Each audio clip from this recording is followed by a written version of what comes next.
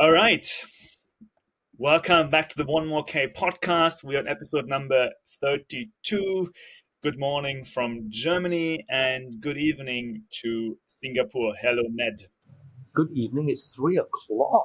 Maybe that's German evening working time, but it is still the middle of the day. Let's call it that. Okay. It's now the two of us, Ned. We are not with a guest today, but the feedback from the people is they also enjoyed the two of us talking. So the besties are back. We are just the two of us in the room, which is exciting.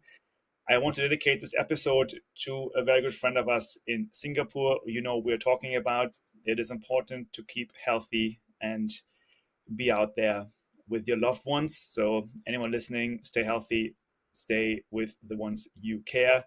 It was good seeing you last week in Singapore, Ned. It was great 2 weeks ago. Great to catch up personally. We did, and your point is right.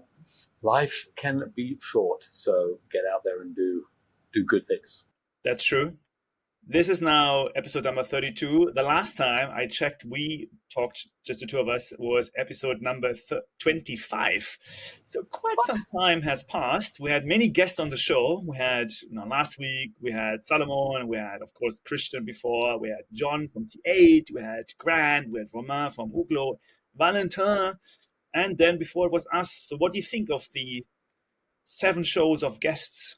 It's really interesting because me and you love talking about ultra, and these are people who we kind of either know or know of, but you don't really know until you get to sit with them. So, for example, Valentin is your close friend, you know him very well, whereas Grant is somebody I'm close to, and you didn't know. I like that. I like that idea. I get to speak to people you know, you get to speak to people I know, but also this people like Romain. I know I keep coming back to him, but this amazing sense he had of purpose, and it was great. And, John Ellis, very humble.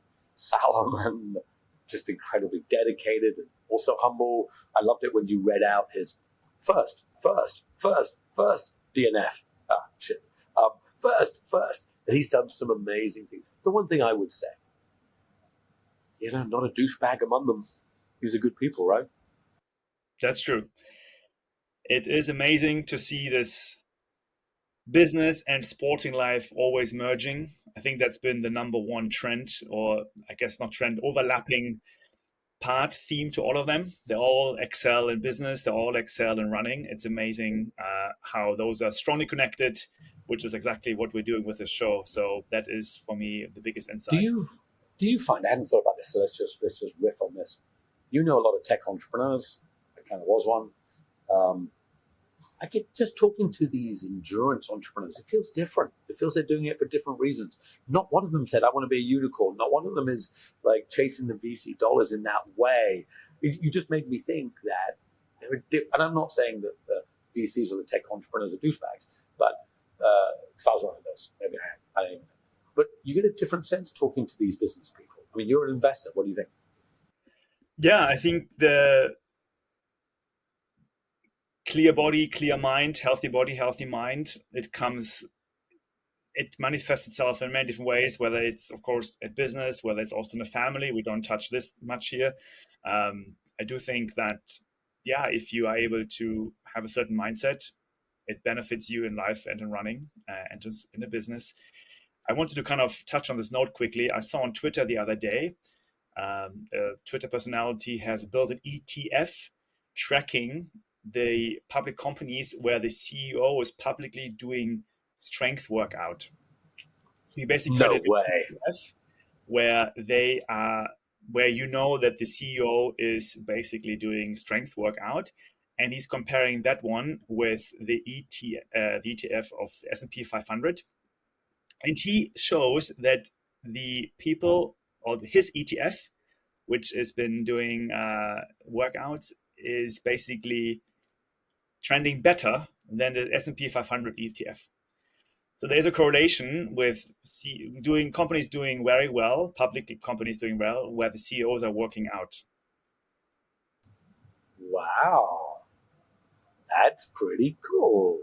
Right? I mean, it makes sense. It does make sense. I'm trying to find the tweet right now, so it's a bit of a. I will edit the show notes later. Sorry. What? It outperforms S&P 500 by 140% or 2.4x over the last 4 years. So the deadlift ETF, how he calls it, is outperforming S&P 500 by 140% the last 4 years. Not 140 basis points, 140%. Or in X terms, it's 2.4 times than the S&P 500, 2.4 times better. So here we go. This is just deadlift. This is just strength workout. But I'm wondering if we would create a ultra ETF, where we know that public company CEOs or even startup founder CEOs are doing ultra running, if they would do better than comparable companies.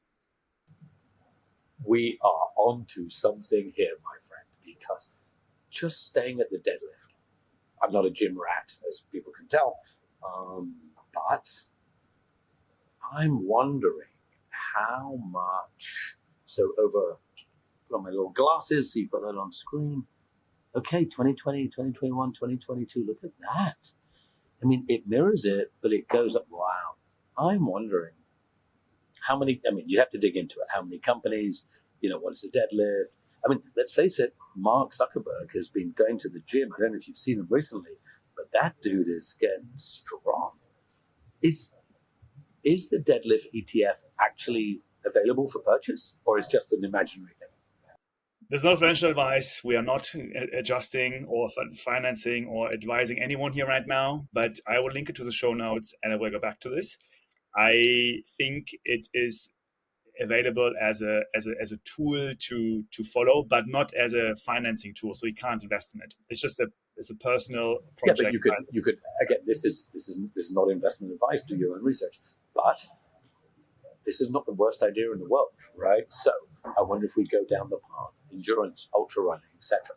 Interesting. And to say that, you got a guest on our show, the founder of Hyrox. That was a great conversation. He was very unexpected to me because I hadn't thought much about Hyrox. 25 years of hard work, and he's got an overnight success. For sure. All right, this is going to be a full show again. We have lots on our Google spreadsheet we have to go through. For today, we're talking about Leadville100. We're having already a preview of the UTMB week, so it's going to be an exciting 10 days ahead. We are in the middle of the trail running season. Let's dig into Leadville100, Ned. What have you been taking away from this extremely hard ultra race happening in the US last weekend?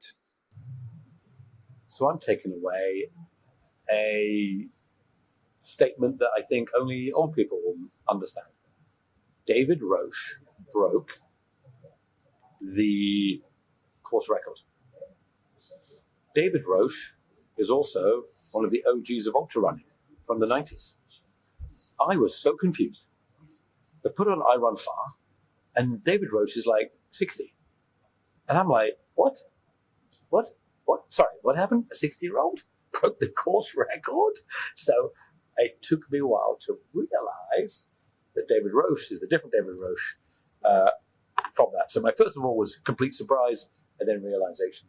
My second thing was, I don't know how much you know about Matt Carpenter, but Matt Carpenter, his original record. So Matt Carpenter holds a record on the Pikes Peak ascent.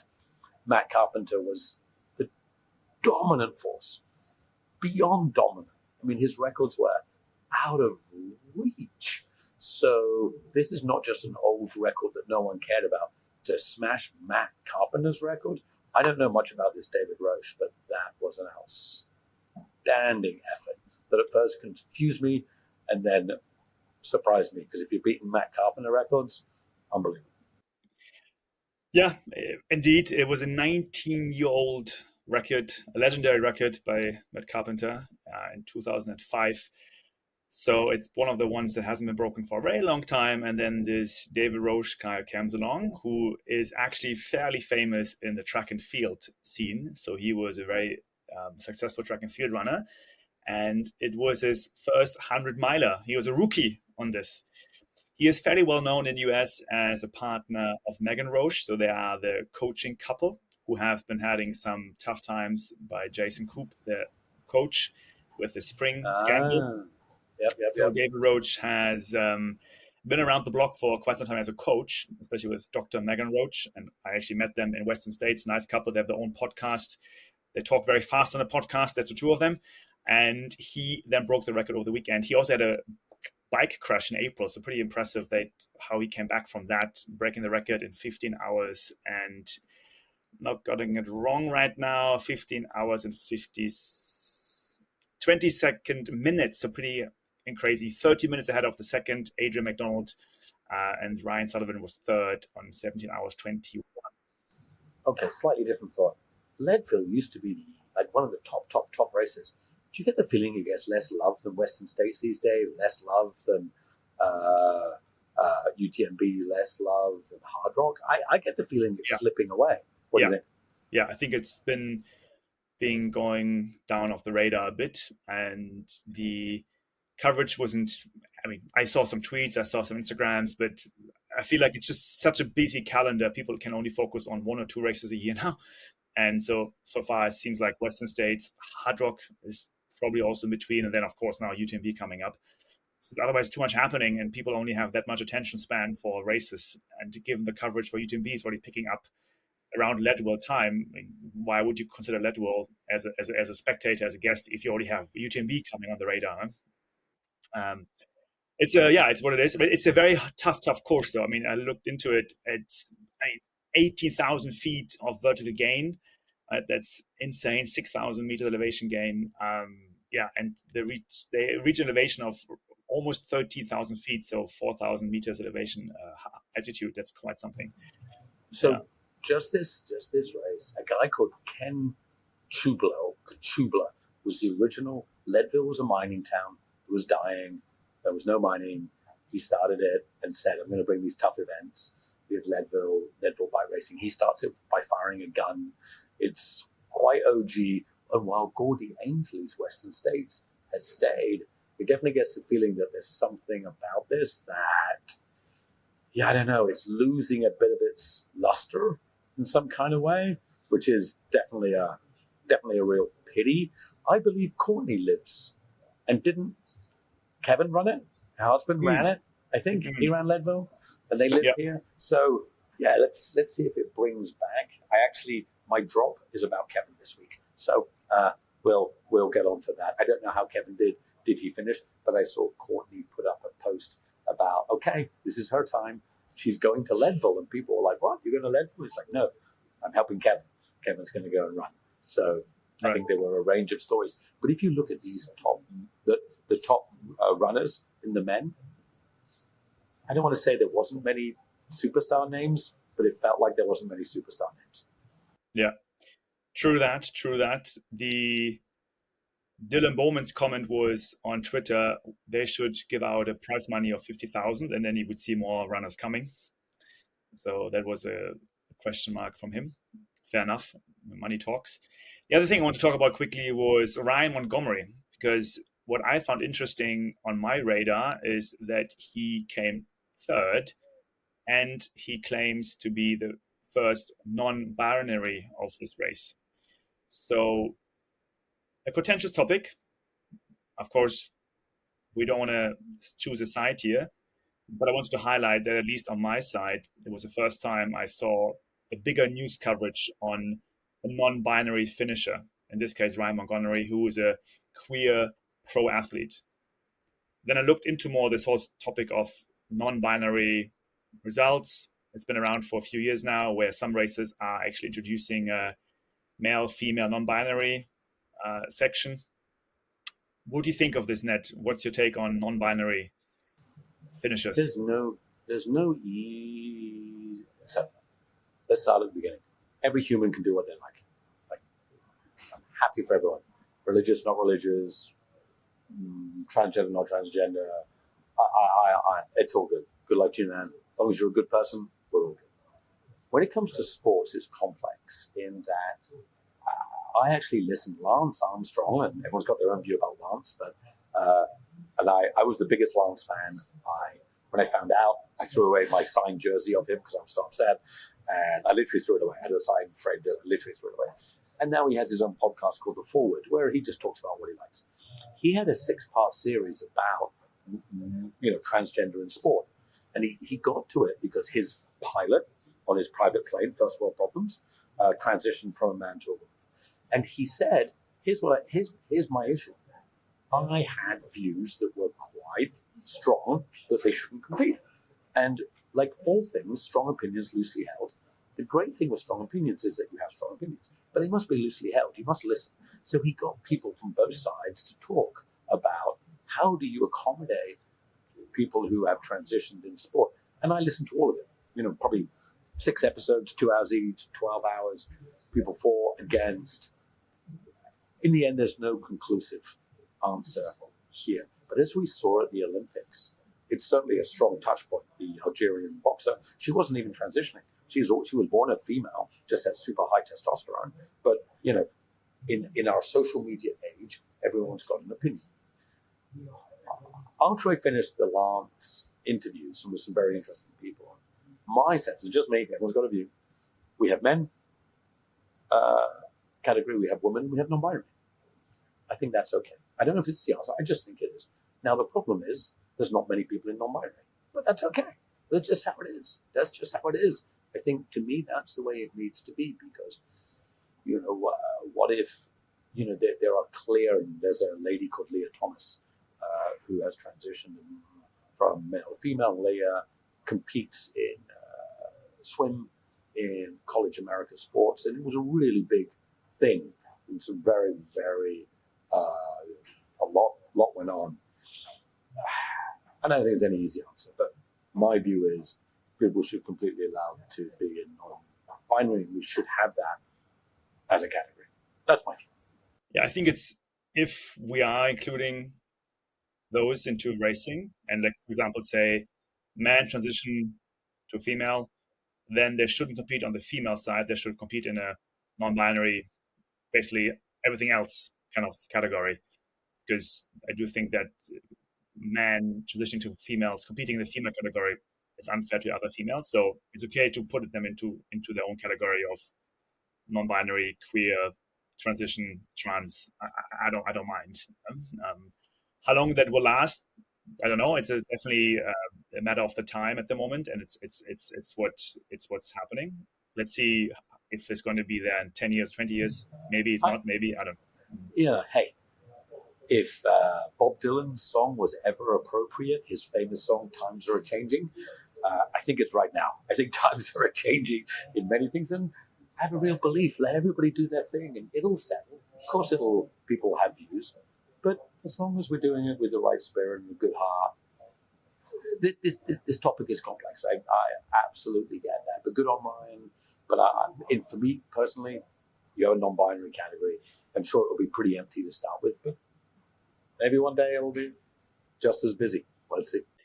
All right, looking ahead into UTMB. So we have first and foremost an announcement to make, because we are launching a new mini-series on the One More K podcast. We are going next week into something we call the UTMB Kopi Tiam, which is a daily show of UTMB coverage. We're super excited to bring this to you. Ned, what is Kopi Tiam as someone living in Singapore? It is a coffee shop where local people chatter, get a kind of a local cup of coffee rather than paying expensive for $8 for, as our favorite podcast, the All In podcast said, sugar water. I don't know if you listened to the guys at the weekend. I did. They said that Starbucks selling $8 sugar water is no longer a thing. Kopi Tiam is $1 or $2 black coffee where you sit and talk the straight stuff. Exactly. So coffee time of English, or in Singaporean slang, Kopi Tiam. Because we're an Asian show, Asian focused show, Asian based show, we are introducing our UTMB Kopi Tiam, where you and I, Ned, for 15, 20 minutes every day will share and give the rest of the world some of our insights of UTMB. I'm going to be at UTMB, so I'm super excited. I'm looking forward to sharing this with you. So get ready, everyone out there. From Monday onwards, we're going to have a 7-day Kopi Tiam with everyone, and we will get going on that usual podcast channel. So get ready. We will do it. It was your idea. I'm super excited. I'm excited, but how excited are you? How are you feeling about to go to UTMB? It's my first UTMB in ever. So especially the first one in France, the first race for me in France to join. I'm not running this year. I'm coming as the LECA representative and as someone to crew our good friend Valentin, who is doing 100 miles. So I'm going to help him on some of the checkpoints. I'm excited. I'm looking forward to it. I'm slightly nervous. I am, of course, so happy to see many of the Asian friends. So we have at least 40 runners from Vietnam coming. We have dozens from Singapore, Hong Kong, Malaysia, Thailand, Japan, China, Philippines, Indonesia. So I think a long list. I think we're only missing some from India, but who knows, maybe next year. But yeah, I'm looking forward to reconnecting with our Asian crews. I'm looking forward to seeing many of them doing OCC, CCC, UTMB. We're going to cover a few of them in the next few minutes in our preview. But yeah, I think it's time for Asia to shine. I'm looking forward for LECA to be the Asian brand, to bring the energy to UTMB. And yeah, I think it's going to be fantastic. I don't know what I've got very high expectations, but at the same time also taking it easy with this whole trail festival that's going to assemble in Chamonix. You told me at Western States you had an amazing time, but you said it felt quite, just on the down low. It's just a bunch of people doing it. There wasn't this huge, carnival festival. I think you're going to get the opposite experience in Chamonix, right? The expo in Western States was pretty much 3 hours on the Friday. So you just go in, you get your briefing, you get your bib, that's it. There was a bit of maybe shows around, but the podcasts that were recorded were just also somewhere in the corner. Only the Hoka coffee shop that was kind of happening. But yeah, it was amazing. In Western States, you can just approach all the athletes, everyone within a few meters. So it was just a very close-knit community. I think Chamonix will be the opposite, where you're going to have so many people running around and it might not be that easy to connect. But that's also why I think things start from Monday onwards, where, yeah, it's much more time. But with the tens of thousands of people there, it's nothing compared to the few hundreds in Western States. So I think that is a challenge, but an opportunity at the same time. We will bring the excitement in our Kopi Tiam every day. There will be you interviewing the great and the good. And if you can't find the great and the good, you'll have to make do with me as average. Exactly. So looking ahead into the females race, let's start there. Who are the women competing at this year's UTMB? We have a list here, of course, but before we go there, let's hear from you, Ned. We're excited about to see what is your view on this year's starting field on the female side. Courtney's not back, so Courtney's not racing. You have to say that Katie Scheid, who is looking like she should dominate, and you'll see lots of different names from Katie Scheid to go through there, Blondine, if I pronounce it correct, Hirondelle. But to me, the name that is Ruth Croft has never done UTMB. Madness. Like, she's a crusher. She's very humble, very calm, cool documentaries. She comes from like a trucking family. She's incredibly understated. But my money's on Ruth Croft. I mean, I get it, the Katie Scheid, absolutely. But Ruth Croft, she doesn't, she's probably, not probably, she's definitely not great at the whole promotion of herself, so we don't see her as much. But I think she has a huge opportunity. And of course, from an Asian side, Fu Zhao, who I think this is her 5th UTMB. Wouldn't it be amazing if she finally cracked it? That would be. She came at UTMB? She came second. Second. Sorry, at Western States she came second. So Western States she came second. Yeah. I mean, if you're coming second at Western States, it's not inconceivable you win UTMB, right? Yeah, Katie Scheid might be maybe a bit tired. She had an amazing Western States. So she came second last year. And I'm curious to see how well she recovered. I think she's strong this year, though. But at the same time, of course, she is trained in America, which is more runnable. UTMB is much more steep and technical. So let's see how that goes. But who? Katie Scheid? Katie Scheid, yeah. No, but Katie lives in France. That's true. Yeah, of course. She's, yeah. She is American. She started on the American trials. And maybe this is the thing. She moved to France. She won UTMB. Jim moves to France. He won UTMB. Maybe that's where the Americans on the men's side or the women's side, back from Rory Bozio to Courtney, they've been winning. But, maybe the fact is that these trails are so different, they get to it. But, yeah, anyway, I mean, we have, apart from Katie Scheid, Esther Sillag, and Fu Jiao, it'd be so cool. Lecker is there, and an Asian representative wins. I mean, it's got to happen. For sure. We also have, of course, Emily Horgood. She did fairly well on Western States as well, 4th place. So she's also, of course, the smiling part of the whole crew. So very looking forward to seeing her. Ragnar de Batz again. She also was in Western States. The long list goes on and on, but it seems to me that the female, just like Western States, you have a very strong female starting field. Of course, we're missing Courtney, but I'm very curious to see who is going to crush it here. Ruth Croft is a good call. I'm curious to really see her perform against Katie. But yeah, Fu Jiao, she's very consistent. I think I wouldn't be surprised if she would come top 3 this year. That'd be fantastic. Moving over to the males, there is also, of course, a great starting list. We have Jim Walmsley coming. Again, he won it last year. He won in Western States. He's definitely the favorite of this year. We also saw in Western States how he was pushed a bit. He was definitely put under pressure. So I'm curious if this is going to be the same at UTMB. It would be fantastic to put some pressure on Jim, and he wouldn't have it too easy. But yeah, I think at the moment he's probably the top favorite. Who else do you think is going to be out there pushing Jim and making it work? So I'll talk about pushing Jim, then I'm going to talk about something else about it. Mathieu Blanchard, who pushed him really hard last time when Zach was there, and Germain Granger, who is Katie Scheid's partner. The one guy I would love to see is the German dude, Hannes Hamburger. He's He is such a good dude. I heard him interviewed on Dylan Bowman. That dude is just hilarious. I think he's got such passion for it. He's never had a lot of luck. So I think, I don't know why, I just don't think Jim's going to do it this time. Nothing against Jim. I don't have a hangover from his documentary. I don't know. I just don't think he's good. I think some surprise. If you look at it, trail running is bringing up these surprise people, like in Western States, the dude who was leading Jim. I think some unknown is going to pop out and absolutely crush it. I don't know who, but I'm just going to take a bet. I mean, who would I love to win? Ludovic Pomeray. He won Hard Rock. Dude's like 110 years old. I think if he won, I would be like, let's go. But look, Jim's the obvious one.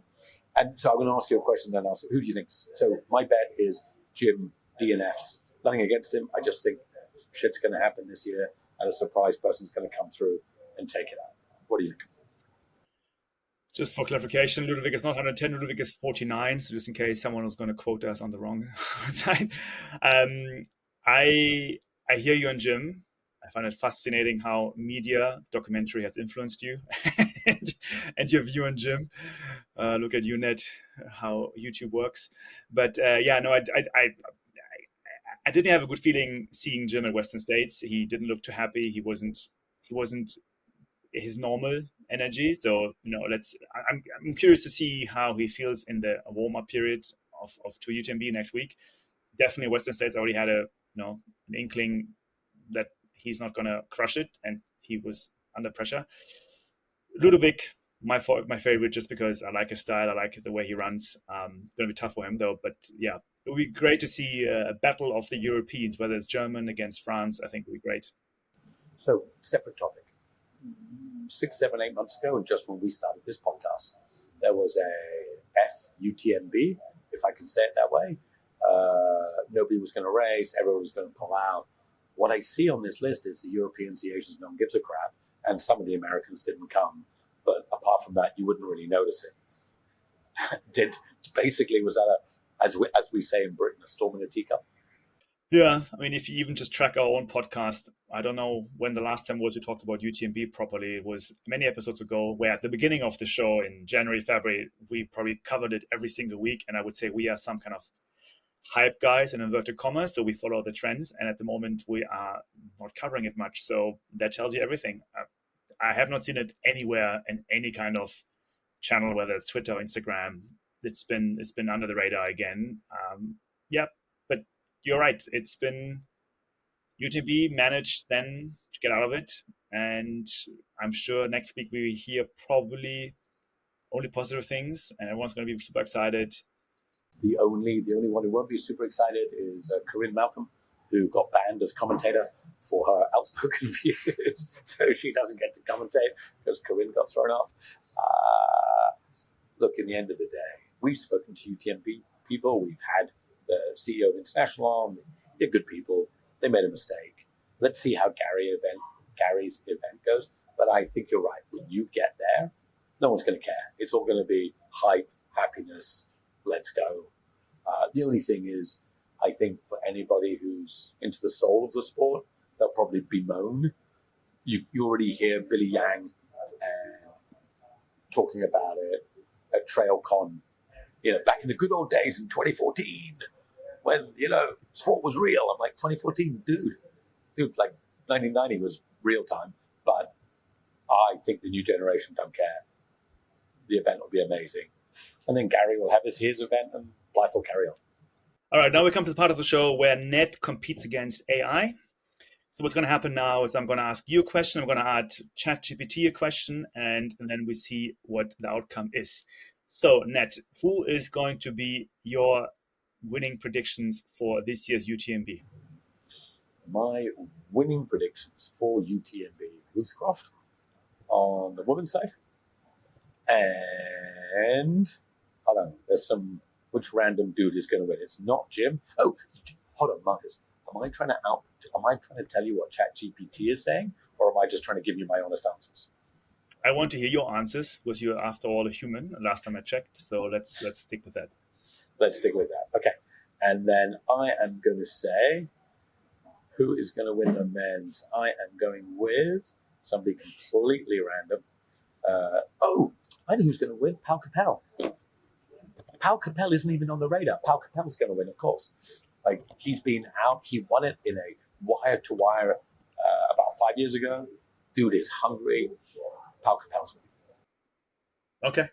So if I ask ChatGPT who will win the UTMB 2024, the answer is, if I had to pick one person likely to win UTMB, it would be Jim Wormsley from the United States. He won a 2023 UTMB in record time, and he's been training intensely in France for the past few years to master the course. So that is the reference based is on I Run Far and Run 247. So okay. You say Pau Capel, ChatGPT says Jim Wormsley. Okay, let's do it. Moving on. What is the biggest upset for this year, 2024? In trail running or in life? In UTMB 2024. The biggest upset is that a storm comes through and the race is cancelled. Okay. So you're talking about the weather, basically. And ChatGPT says it could be Germain Granger. Okay. Fair enough.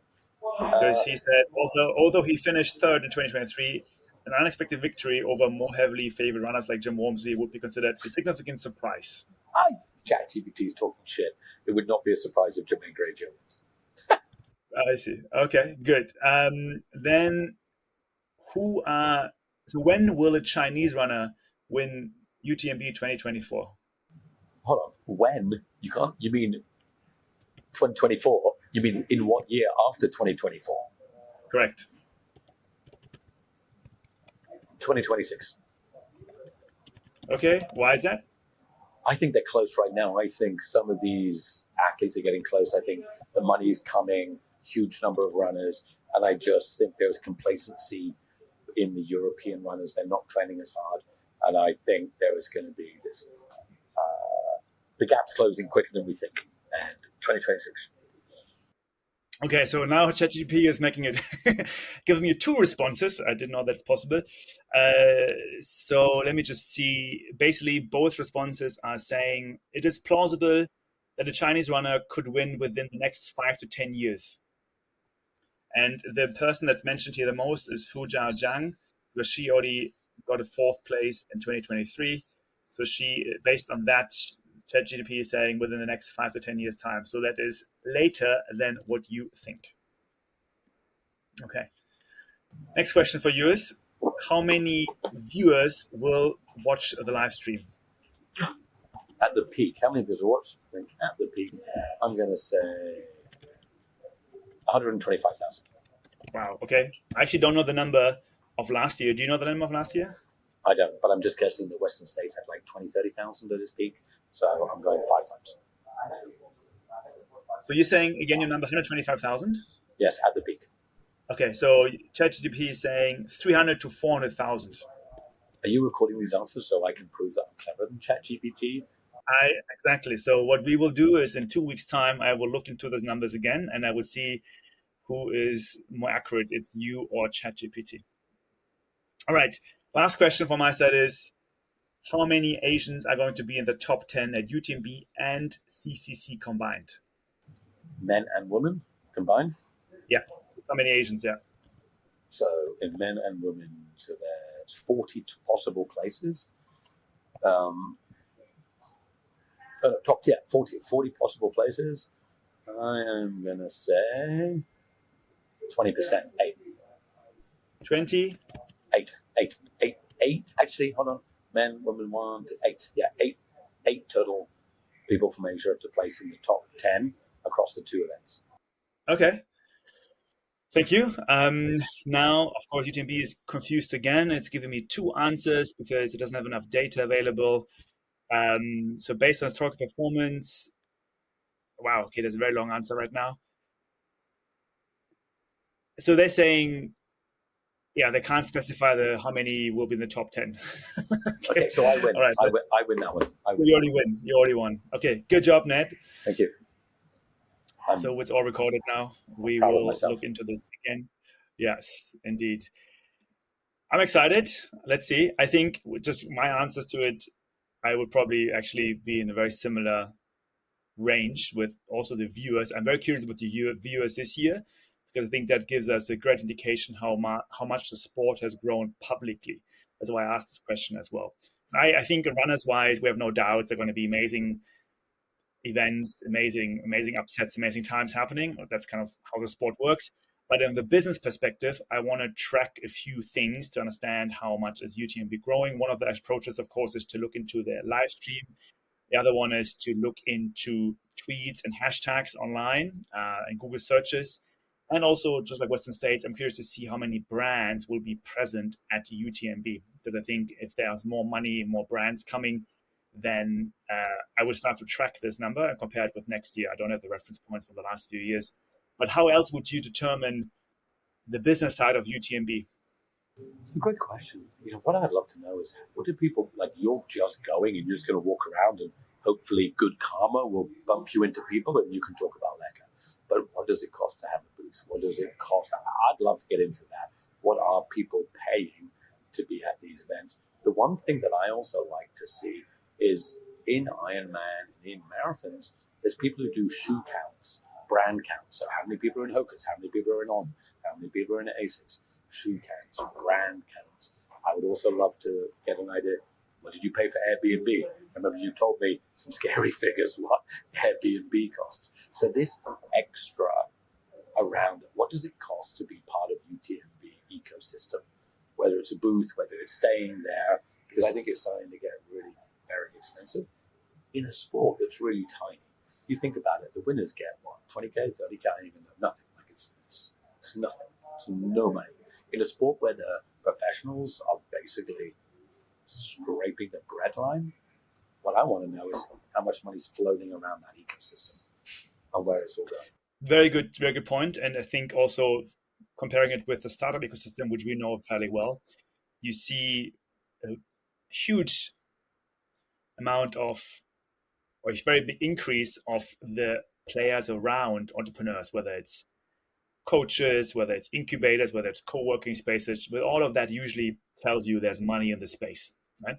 Coming back to something Valentin said a few podcasts ago, he was talking about how many of the top 50 runners have now their own crews, have now their own media team. So I would be curious to see how many of the top 50 have a crew with them. How many are the crew? Like, it's going to have, every one of them has a media team. So that tells you also the amount of money that's coming into it. Because if you talk about the fringe telling you the money, then how big is the fringe, right? If any of the top 50 don't have crew, I think they're leaving money on the table. Yeah. You have to have content these days. It's a non-negotiable. I think it's simply a non-negotiable. I think, and look, you could go out and buy your own camera. So here's an interesting stat. I do a bit of content on LinkedIn. I use my phone, quality's low. I'm going to go and buy a camera called the DJI Osmo, which is the massively preferred camera Pocket 3 for adventurers. 8-week wait list to get one. I can't even buy one. I can't even get one. I can't even get my hands on one. I thought I could just buy one. You literally, this is $800 US for a top of the line, pocket, high quality camera to make content. 8-week waiting list. Having said that, on YouTube now, once you have started giving the algorithm some data, it shows you, of course, all the other documentaries in trail running that are popping up. And I'm overwhelmed by the amount of documentaries that are coming. And I have a tough time watching all of them because it's just too much and too many. I'm a bit documentary out, if that's a term, what's going on. And I don't know anymore. Again, back to the Valentine story. What's a good story? What's a bad story? I'm not sure I'm enjoying this right now, having too many documentaries flooding the space. There's no doubt from the Billy Yang days of 2014 when there was nothing, or Unbreakable, the famous Unbreakable, or Western Time, when that was all there was, to today where there's a plethora. But like any sector, the great stands out and the average will get washed away. It just means the amount of average increases. The great is still there. I think great content will surface, and there's just a bigger sea to wade through. I think that one thing I've learned, I don't know if it's right or wrong, but I just believe it. No matter if there's more of anything, the number of great things is the same. The number of really great things doesn't increase. So, there's one Ronaldo, one Messi. It doesn't matter how many people play football, right? It's irrelevant, right? There's only a couple of the greats. Why is there only Federer, Nadal, and, I don't follow tennis, the other dude, Djokovic. Yeah. So whether there's a million people playing tennis or a billion, there's only 3 legends. I think the great stays at the top, and it just means that the average is, and I think it's good for the greats, because the greats stand out because there's more average. So I slightly have a different view on the documentary. If you can produce something amazing, I think it really stands out. That's true. I mean, in general, I think all documentaries help to change algorithm overall. Like if YouTube gets more of those videos, it gets more attention, more hashtags. It draws people more into this community and helps the sport to grow. Essentially, we talk about money a lot. If there's more, money coming to the sport, we're better for everyone involved, athletes included. So that's true. I think if you look at the world in terms of attention of minutes, if many more minutes are given to documentary trail running, it is good for us. It's all good. Wonderful. Wrapping it up, Ned, we are going to, of course, have the last part of the show. It is the drop.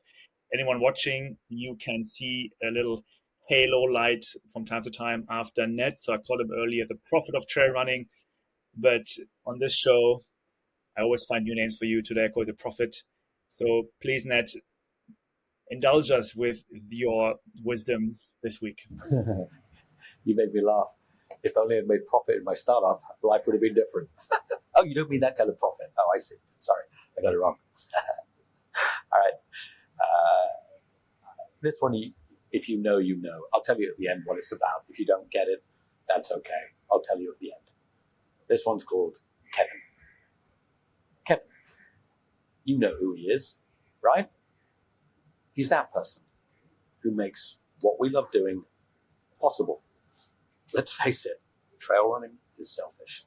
It's us doing our thing for a long time in faraway places.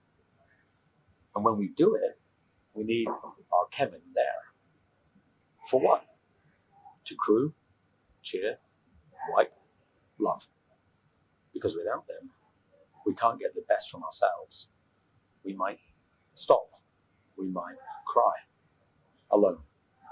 No one likes crying alone. They give us gel, water, Coke, clothes, love, motivation, music. They are there for all of it. But why do they do it? It's probably as boring as batshit, standing around for 6 hours to meet you for 5 minutes, that's a bad ROI. There's no profit in that. But maybe there is, because they do it for us. So what must we do in return? Honestly, we don't do a lot. We can say thanks. That's all. Maybe a hug. But what if Kevin wants to run? What if he wants to run his race? Then it's game time. Then it's time for us to be their Kevin, to be the support they gave us. Because if we help them fly, they will help us forever. And it doesn't have to be a race that they're doing. Whatever is their thing, you be their Kevin so they can be that for you. So Courtney, do your best. Be the best Kevin you can for all of us. See you out there, Ned. And if you don't know who Kevin is Courtney's husband. Kevin is really good at crewing, and I love to watch it because clearly Courtney's a force of positive nature, but the calmness, this beautiful little documentary that they did together, Kevin has this calmness, Courtney has this energy. But the reality is, I love watching them as a team. I love watching his calmness. I love watching their stuff together. And, look, you can do 100-mile without a crew. In backyard, the famous Swedish guy, oh my God, I cannot believe I've forgotten his name. He won backyard with no crew. So he won backyard with no crew. You can do this with no crew, but it's not the same. So if you're listening and you have crew, give them a hug, say thanks, tell them you love them. And whatever they want to do, whether it's running, cooking, knitting, watching a 8-hour Harry Potter movie extravaganza that you hate but have to watch with them, do it, because sometimes being Kevin probably sucks. Indeed. Thanks, Ned. I'm looking forward to crewing some people at UTMB, and I think it's a very special task as well. It is great to support the greats. So Kevin is a Kevin. Let's do it. One and only. All right. I think thanks for the show. I'm excited to dig more into our Ultra ETF. I am actually considering putting something together there if there's data available, of course. Do it. But it's fascinating to see if there's a correlation between business success and ultra running, ultra sports. We'll see. Must be. On this note, Ned, see you next week for our UTMB Kopi Tiam. Safe travels. And everyone for watching and listening, thank you so much. Subscribe, share, reach out, whatever you think is right. Also, trail love and speak soon. See you later, people. Take care.